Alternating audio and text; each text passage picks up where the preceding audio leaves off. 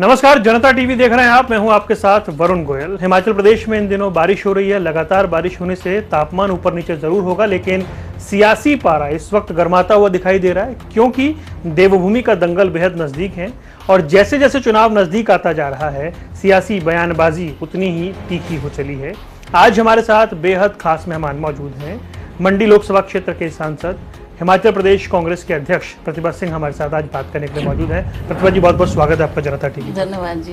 प्रतिभा जी, एक तरह से हम कहें उल्टी गिनती चुनाव की शुरू हो गई है। तैयारियां कैसी चल रही हैं और आपके अध्यक्ष बनने के बाद अब तक का जो भी आपकी भूमिका एक तरह से रही है, उसे आप किस तरह असेस कर रही हैं? देखिए, सबसे पहले तो मुझे सोनिया गांधी जी का आभार व्यक्त करना है कि उन्होंने एक बहुत बड़ी जिम्मेवारी मेरे कंधों पर डाली है। उस जिम्मेवारी को ध्यान में रखते हुए मैंने ये प्रयास किया कि हिमाचल प्रदेश के हर कोने का मैं दौरा करूं। और आपको बताते हुए मुझे ये खुशी है कि मैंने कम से कम हर अपना डिस्ट्रिक्ट कवर कर लिया है। हर एरिया, चाहे वो रिमोट था, चाहे वो हमारा पांगी भरमौर का क्षेत्र है, लाहौल स्पीति का क्षेत्र है, मैं सारी जगह दौरा करके आ गई हूँ। और मुझे आपको बताते ये भी खुशी है कि कांग्रेस में एक उत्साह है। कांग्रेस को दोबारा देखना चाहते हैं लोग, चाहते हैं कि दोबारा कांग्रेस की सरकार बने। ये इच्छा हर व्यक्ति के दिल में, हर तो नहीं कह सकती, पर कम से कम आम आदमी के व्यक्ति के दिल में ये इच्छा है। और जहाँ जहाँ तक मेरा संपर्क हुआ, जहाँ जहाँ तक मैं जा पाई, लोगों ने मुझे कहा कि बहुत खुशी है कि आपको हम इसलिए आदर सत्कार देते हैं क्योंकि आप माननीय वीरभद्र सिंह जी के परिवार से हैं, और उनके प्रति जो हमारा आदर सम्मान था, जो हमारे दिल में उनके प्रति श्रद्धा थी। हमने पिछले बार जब आपका पार्लियामेंट का चुनाव हुआ तब भी आपका साथ दिया, आपको भारी बहुमत से जिताकर भेजा, तो मैंने उनका आभार भी जताया। और मैं समझती हूँ कि इस इलेक्शन में भी, जिस इलेक्शन का, विधानसभा इलेक्शन का हम सामना करने जा रहे हैं, वो विधानसभा का चुनाव भी वीरभद्र सिंह ही मेन फोकस होगा उन पर, और यही लोग देखना और सुनना चाहते हैं। क्योंकि लगभग 1985 से ऐसा है कि हर बार वहाँ सरकार बदलती है, तो इस लिहाज से आपकी बारी एक तरह से दिखती है। लेकिन बीजेपी बहुत कॉन्फिडेंट है। मुख्यमंत्री जयराम ठाकुर हर रैली में कहते हैं कि ये रिवाज अब बदलना है, ऐसा नहीं होगा। और इसके पीछे वो कई बार वजह देते हैं कि उत्तराखंड में भी यही रिवाज था, उत्तर प्रदेश में भी यही रिवाज था, तो कहते हैं कि अगर हमने वहाँ बदल दिया है और हाल ही में चुनाव हुए हैं तो हिमाचल प्रदेश में भी होगा। अब यह परंपरा टूटने जा रही है, अब वो सरकार रिपीट की बात कर रही है। मुझे नहीं लगता। ये तो केवल मात्र लोगों के बीच में एक भ्रम पैदा करने का प्रयास कर रहे हैं और लोगों को इस तरीके से भ्रमित कर रहे हैं ताकि लोगों के दिल में ये भाव आए कि नहीं, अगली सरकार बीजेपी की होगी। और ये उनके नेतागण भी कह रहे हैं, उनके प्रधानमंत्री आए, उन्होंने भी इस बात के ऊपर जोर दिया, और मुख्यमंत्री तो हर स्टेज पर इस बात को कह ही रहे हैं। पर देखो, आगे आगे चलकर देखते हैं क्या होता है। क्या हिमाचल प्रदेश में भी, जहाँ तक मुझे लगता है, और मैं क्यों कॉन्फिडेंटली बोल रही हूँ कि नहीं, ऐसा नहीं होगा। No reputation of BJP government, it will be Congress government in Himachal Pradesh this time. And मैं आपको उसका कारण भी बता देना चाहती हूँ कि क्या कारण है। आप देखो, हमारे प्रदेश में कोई बड़ी भारी ऐसी इंडस्ट्री नहीं है, कोई बड़ा भारी आय का साधन नहीं है। जो लोग हैं वो अधिकतर गांव में रहते हैं। 90% हमारी आबादी गांव में रहने वाली है। लोग या किसान है या बागवान है। तो लोगों की भी कुछ समस्याएं होती हैं जो वो सरकार के समक्ष रखते हैं कि हम बागवान हैं, ये हमारी समस्या है, इन समस्याओं का समाधान किया जाए। 5 साल से वो सरकार का दरवाज़ा खटखटा रहे हैं, बार बार अपनी दुख तकलीफ सरकार के समक्ष रखने हैं, पर मुझे नहीं लगता कि उसके ऊपर कोई सुनवाई हुई या उसके ऊपर कोई काम हुआ या कोई उनको उस तरीके का आश्वासन दिया गया। आप समझते हो कि जब, चाहे वो, जैसे मैं बागवानों की बात करती हूँ, बागवान जब देखते हैं कि हमारे जो भी फल है, मान लिया वो सेब ही है, अब सेब को जब उन्होंने मंडी में पहुंचाना है तो बहुत सी दिक्कतें उनके सामने आई हैं। इस बार की मैं बात करना चाहती हूँ। अभी भी देखिए आप, उन्होंने जो कार्टन खरीदना है जिसमें सेब पैक होता है, उसमें ट्रेज लगती है जिसके ऊपर सेब रखा जाता है, वो अगर आप जाएं तो उसकी कीमत भी बढ़ गई है और उसके ऊपर जीएसटी भी बढ़ गया है। किसान जब जाते हैं अपना फर्टिलाइज खरीदने और चाहे जाते हैं वो अपना स्प्रे की मेडिसिन लेने, उस पर भी जीएसटी लग गई है। वही जीएसटी जो 12% थी वो 18% चली गई है। इस पर भी बागवानों का बहुत रोष है।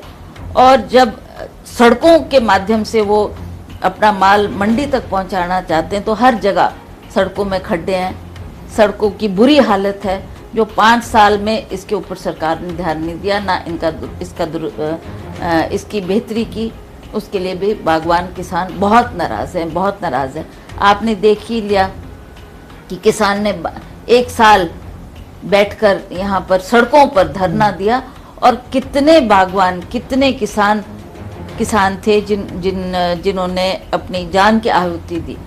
750 किसान मरा है उस में जो धरना प्रदर्शन करने थे, जिन्होंने सड़कों पर बैठकर। लेकिन उसमें हिमाचल के किसान नहीं थे शायद। नहीं, वो तो कि नहीं, कुछ बहुत लगते हुए थे, जैसे पंजाब का एरिया हमारा हिमाचल से टच होता। वो तो मैं आपको उदाहरण दे रही हूँ कि ये वो सरकार है जिन्होंने किसानों और बागवानों के ऊपर बिल्कुल भी ध्यान नहीं दिया, और ना अंततः उनका कोई उनके हक की बात की। आप कॉन्फिडेंट हैं कि सरकार बदलेगी? बीजेपी कॉन्फिडेंट है कि ये परंपरा खत्म होगी? इसके पीछे वो कुछ कारण बताते हैं या दिखता है? एक तो चुनाव लड़ने की मशीनरी, एक तो पार्टी के पास बड़े बड़े चेहरे, बड़ा नेतृत्व, इसके अलावा कांग्रेस की इनफाइटिंग, या फिर 6 दशक तक जो हिमाचल प्रदेश की राजनीति में वीरभद्र सिंह जी की छवि थी, उनका ना होना, उस एब्सेंस में कांग्रेस चेहरे की तलाश में, मतलब कांग्रेस वो विकल्प नहीं बन पा रही है, इस वजह से बीजेपी कॉन्फिडेंट नजर आती है कि वो परंपरा बदलेगी? नहीं, ठीक है, वीरभद्र सिंह जी की बहुत कमी है कि ये पहला चुनाव होगा जो विधानसभा का जिसमें उनका चेहरा सामने ना रहते हुए हम लोग मैदान में उतरे हैं। परंतु मैं आपको ये बड़े साफ मन से ये कहना चाहती हूँ कि उनके द्वारा किए गए काम आपको हिमाचल प्रदेश के कोने कोने में मिलेंगे, कोने कोने में, चाहे वो लाहौल स्पीति का क्षेत्र है, चाहे पांगी भरमौर का क्षेत्र है, चाहे हमारा दूर दराज का किन्नौर का क्षेत्र है। आप कहीं भी किसी क्षेत्र में चले जाएं तो लोग ही आपको बताएंगे कि जितना भी काम आपको दिख रहा है, चाहे स्कूल है, चाहे कॉलेज है, चाहे यूनिवर्सिटी है, चाहे आपके मेडिकल इंस्टीट्यूट्स है, ये सारे के सारे काम कांग्रेस की सरकार के द्वारा किए गए हैं और माननीय वीरभद्र सिंह जी का इसमें बहुत बड़ा योगदान है। तो मैं समझती हूँ कि ये बातें भी लोगों के जहन में है, लोग जानते हैं। एक बात जो मैं आपसे ये भी बतलाना चाहती हूँ कि आज जो लोगों के मन में एक गुस्सा है वो ये है कि पिछली बार प्रधानमंत्री जी जब प्रधानमंत्री नहीं बने थे तो उनका हिमाचल प्रदेश में दौरा हुआ। उन्होंने हर क्षेत्र में जाकर जहाँ भी उनकी जनसभाएं थी, उन्होंने कहा कि ये गैस का सिलेंडर जो 450 रुपये का था, वो उस वक्त उन्होंने कहा बहुत महंगाई होगी, बहुत महंगाई होगी।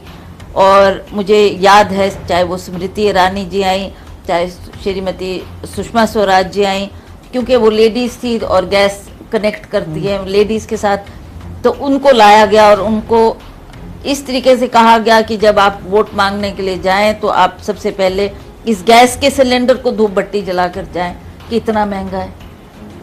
और प्रधानमंत्री जी ने स्वयं कहा आप मुझे मौका दो, आप मुझे मौका दो, मैं इस महंगाई को भी कम करूंगा और ये बढ़ती हुई बेरोजगारी को भी दूर करूंगा। मैं 2 करोड़ बच्चों को 1 साल में रोजगार प्रदान करूंगा पूरे भारतवर्ष में। लोगों ने बड़े उत्साह से और बड़ी खुशी से उनको वोट दिया, उनको सत्ता में लाया, वो प्रधानमंत्री बने। और हमें दुख है इस बात का कि अब तो 8 साल हो गए मुझे लगता है उनको कुर्सी पे बैठे हुए, ना वो बेरोजगारी दूर हुई, ना वो महंगाई कम हुई, और ना ही उन्होंने हमारे कोई इन अहम मुद्दों पर ध्यान दिया। ये तो रही केंद्र की बात। उसी तरह से जयराम ठाकुर की सरकार 5 साल प्रदेश में रही और वो भी लोगों को जो जो वायदे करते गए, शायद मुझे नहीं लगता कि कोई भी वायदा पूरा हो पाया। और लोग जानते हैं कि जो आप बोल रहे हैं, आप कहीं जाके सब डिवीज़न अनाउंस कर रहे हैं, कहीं एसडीएम की बात कर रहे हैं, कहीं आप कोई दफ्तर खोलने की बात कर रहे हैं। अभी आपने देखा कि कितना बड़ा ये जो स्कैंडल हुआ है, जो मुद्दे आप बताते हैं वो सॉर्ट आउट कर देते हैं तो वो मुद्दा रह नहीं जाता, तो ये मुद्दा ही नहीं रहता, तो फिर वो मुद्दा खत्म कर देते हैं। ये तो आप आपके लिए दिक्कत नहीं हो रही है आप कोई क्वेश्चन रेज करते हैं, वो जाके उसको निपटा देते नहीं, हैं। हमको खुशी होती है अगर उन्होंने काम किया होता। मैं उनमें से हूँ। फिर चुनाव में मुद्दा नहीं बनेंगे ना ये? नहीं, मुद्दे की बात दूसरी है, that is a different thing. But what I mean to say कि अगर उन्होंने अच्छा काम किया तो हम भी उसकी सराहना करते हैं, और हम भी कहते हैं कि अच्छी बात है, उन्होंने अच्छा काम किया। मैं तो आपको ये बताना चाह रही हूँ कि इन 5 सालों में ना उन्होंने कोई बेहतरी की, ना उन्होंने कोई लोगों की जो दुख तकलीफ थी उसको दूर करने की बात की। आप ही देखें कि ना उन्होंने कोई रोजगार प्रदान किया। हमारे पास क्या साधन है? पब्लिक सर्विस कमीशन, ऐसे कोई इंटरव्यू पब्लिक सर्विस कमीशन के द्वारा भी नहीं हुए जिसमें लगे बच्चों को कि हमारी भर्ती हो जाएगी। फिर सबऑर्डिनेट सर्विस कमीशन, उसमें भी कोई बड़ा भारी ऐसे कोई बच्चों को इंटरव्यू के लिए कॉल नहीं किया गया। मतलब व्हाट आई मेंट कि जो एक प्रक्रिया चलती थी इसकी कांग्रेस की सरकार के द्वारा, उस तरीके से ये काम नहीं हुए।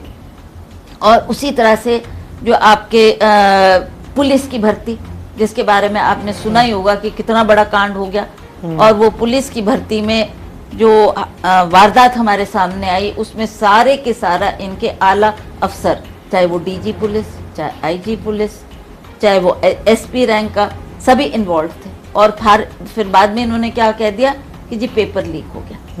पेपर लीक नहीं हुआ, पेपर बेचा गया। जो सब जानते हैं इस बात को, ये बहुत जाहिर सी बात है कि ये सामने दिख रहा था कि क्या इनकी सरकार ने किया। फिर हमने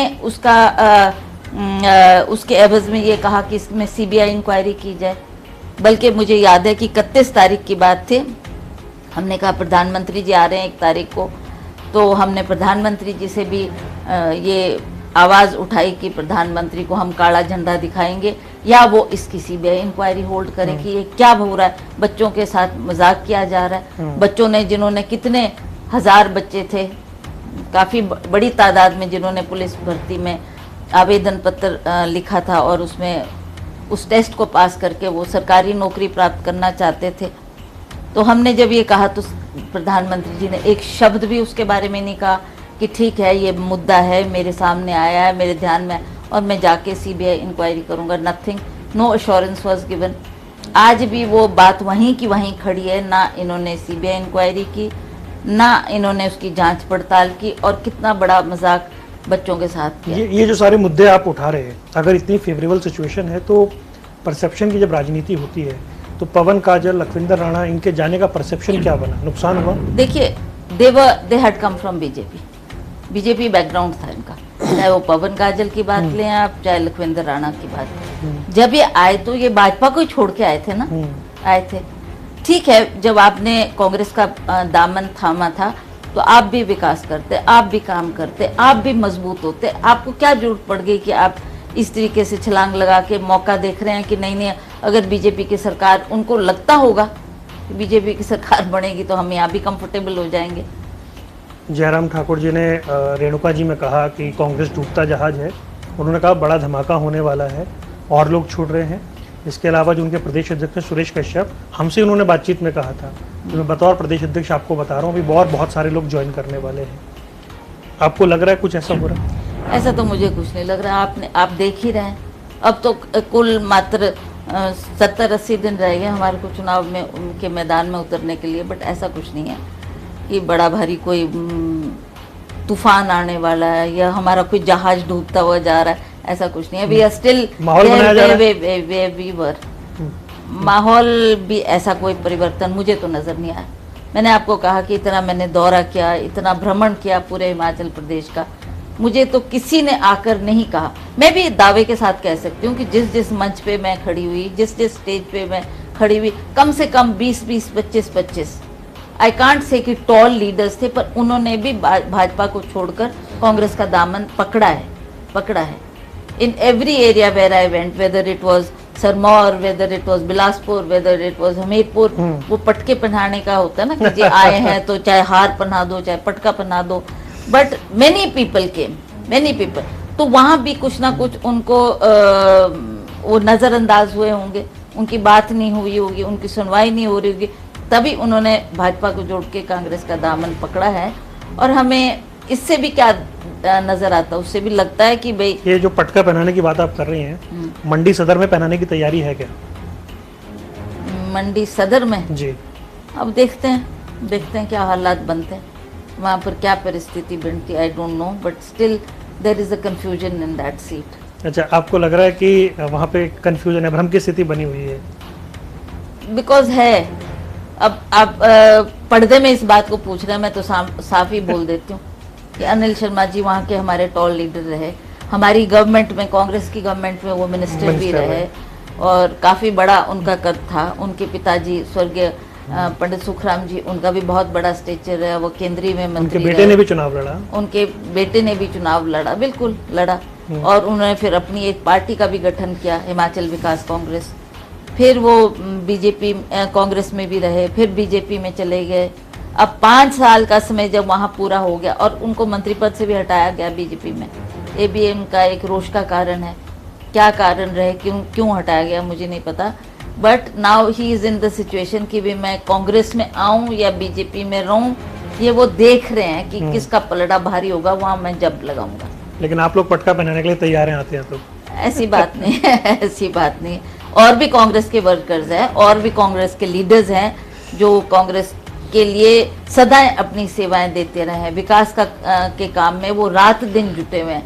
ठीक है, अगर वो नहीं आएंगे तो हमारे पास लीडरों की कोई कमी नहीं है, we can bring those people forward, और उनको भी हम मतलब कांग्रेस में ज्यादा लीडर होने की भी दिक्कत हो जाती है कई बार ऐसा भी हुआ क्योंकि सभी टिकट की दौड़ में होते हैं कि हमको टिकट मिलना चाहिए, हमको टिकट मिलना। अब वो तो उसी को दिया जाएगा जो सीट जिताने का, हाँ बिल्कुल काबिल होगा। और ये टिकट की बात चली तो आप लोग अब बिना फीस के इस बार लोगों से जो ये मांग रहे हैं, तो ये तो बहुत सारे लोगों के आवेदन आ जाएंगे, फिर आप स्क्रूटनी छटनी सरदर्दी बढ़ा नहीं लिया आपने?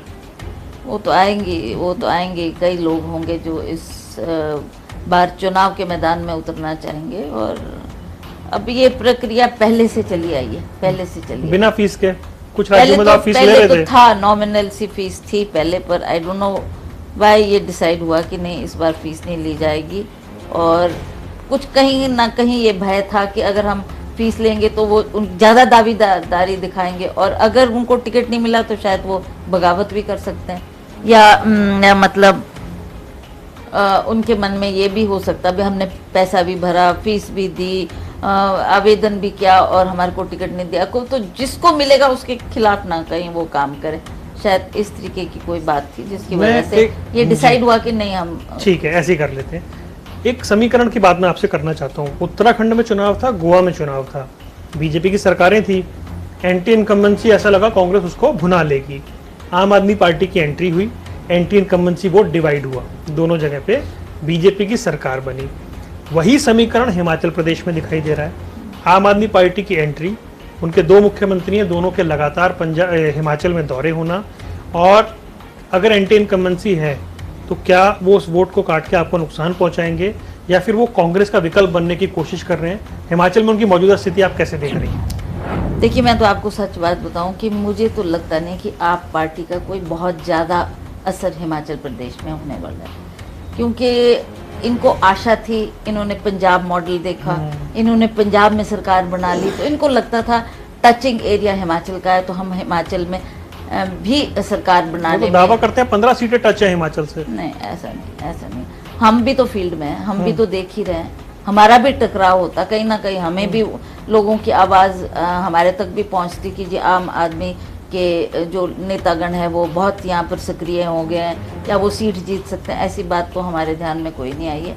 ठीक है, कई लोग ऐसे होते हैं जो एस्पायरेंट्स है टिकट के, जिनको मिल नहीं सकता, एंड दे नो कि हमको टिकट नहीं मिलेगा, हम अप्लाई भी करेंगे तब भी नहीं मिलेगा, तो फिर वहां से लड़ेंगे? नहीं, उन्होंने जंप मारा अच्छा। ना कि चलो हम इसको छोड़ते हैं, कांग्रेस को भी छोड़ते हैं, बीजेपी को भी छोड़ते हैं, आम आदमी को ट्राई करते हैं। उनको लगा शायद उसमें जाने में हमारे को टिकट भी मिल सकता है और हम इलेक्शन जीत भी सकते हैं। प्रेजेंस दिख रही है आपको चुनाव में? This is what exactly I want to tell you कि मुझे तो कहीं भी अच्छा। कहीं भी किसी पॉकेट में, किसी सेक्टर में, किसी भी सेक्टर में, आई मे बी रॉन्ग, बट मुझे कहीं ऐसा नहीं लगा कि वो यहाँ पर भी आ गई आप, यहाँ बड़ा भारी इनका प्रभाव हो गया, या इनके पार्टी के वर्कर्स बहुत सक्रिय होंगे। ठीक है, ये 1-2 दफ़ा दोनों मुख्यमंत्री को, भगवत मान जी को और केजरीवाल जी को लाए हिमाचल प्रदेश में, पर क्या भीड़ थी? वो भीड़ ऐसी थी कि जो बाहर से जुटाई गई, जिनको बाहर से लाया गया। एक भीड़ होती है, हम भी देखते हैं, हम भी पॉलिटिकल पार्टीज है, we also go to the field, तो हम भी बोलते हैं कि जी कांग्रेस का फलाना नेता आ रहा है या फलाना लीडर आ रहा है, तो उसके लिए ऐसा नहीं कि आपको गाड़ियों में ढो के लोग लाने पड़ते हैं या उनको भर भर के उस सभा में भीड़ दिखाने के लिए लाया जाता है, ऐसा नहीं है। हमारी पार्टी का तो कभी ये प्रथा नहीं रही और कभी हमने ऐसा किया भी नहीं। जहाँ भी गए वहाँ पर सिर्फ एक संदेश लोगों को दिया जाता है कि फलाने फलाने दिन यहाँ पर कांग्रेस की एक मीटिंग है, खुद व खुद लोग आते हैं, दे वांट टू लिसन कि क्या कांग्रेस बोलने जा रही है, क्या इनके उसमें रहेगा। चुनाव को सुनने के लिए लोग अपनी तरफ से आते हैं, पर इनके लिए भीड़ जुटाने की जरूरत पड़ती है। आम आदमी के लोग बाहर से, चाहे वो पंजाब है, चाहे हरियाणा है, चाहे इर्द गिर्द के लोग हैं, वो लाए जाते हैं और ये दिखाया जाता है कि इतनी की भीड़ को भगवत मान जी ने या केजरीवाल जी ने एड्रेस की। बात अगर चेहरों की करें, क्या कांग्रेस को चेहरा प्रोजेक्ट करना चाहिए? बीजेपी के पास एडवांटेज हो गया इस मामले में? बीजेपी ने कौन सा चेहरा कर दिया? मुझे लग तो रही है जयराम ठाकुर जी उनके साथ जा रहे हैं वो। अच्छा, कांग्रेस की ऐसी प्रथा नहीं रही है कि वो पहले ही कोई चेहरा दिखा दे, ऐसी प्रथा नहीं रही है। बिकॉज आपको पता है पहले वीरभद्र सिंह जी होते थे तो ऑटोमेटिकली ही यूज्ड टू बी द चेहरा। कांग्रेस को जिताने के लिए उन्हीं को ये जिम्मेवारी दी जाती थी।